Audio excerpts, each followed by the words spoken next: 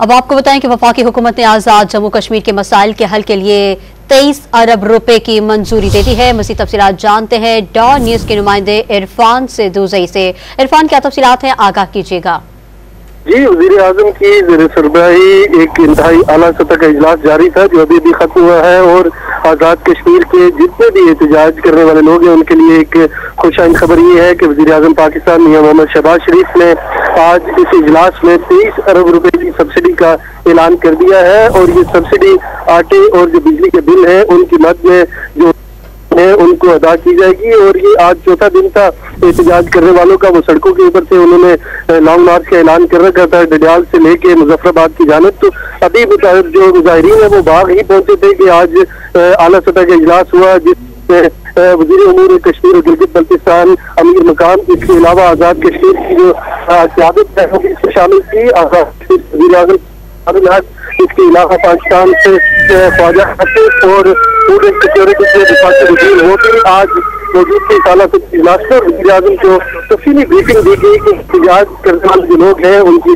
Demand क्या है और जो उनकी डिमांड है वो आया हुकूमत फुलफिल करने की पोजीशन में है भी या नहीं।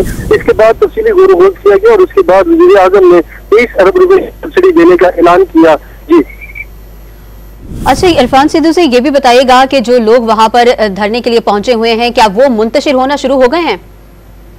देखिए, अभी इजलास खत्म हुआ है और जितने भी मुजाहिरीन थे उनकी नजरें आज के इजलास के ऊपर थी क्योंकि वज़ीर आज़म ने जब कल इसका नोटिस लिया तो वहाँ सदर से भी आसिफ अली जरदारी एक्टिव हुए हैं। उन तक भी पाकिस्तान पीपल्स पार्टी की रहनुमा है, उन्होंने भी मुजाहिरीन है उनकी शिकायत और उनके मुतालबात आसिफ अली जरदारी तक पहुँचाए थे और वो भी इस हवाले से कोशिश थी कि किसी तरह ये मामला हल हो। दूसरी जानिब वज़ीर आज़म पाकिस्तान मियां मोहम्मद शहबाज शरीफ ने भी वाकई का नोटिस लेते हुए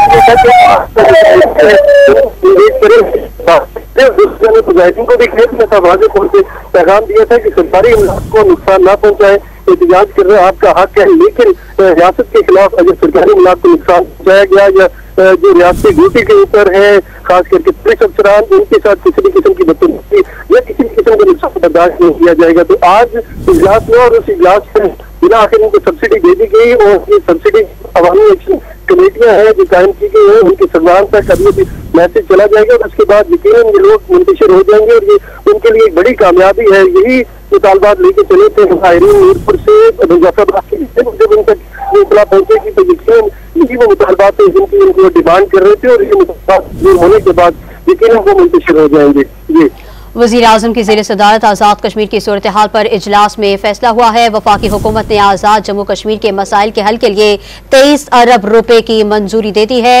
इरफान सिद्दूज़ई हमें तफसीलात से आगाह कर रहे थे, आपका शुक्रिया।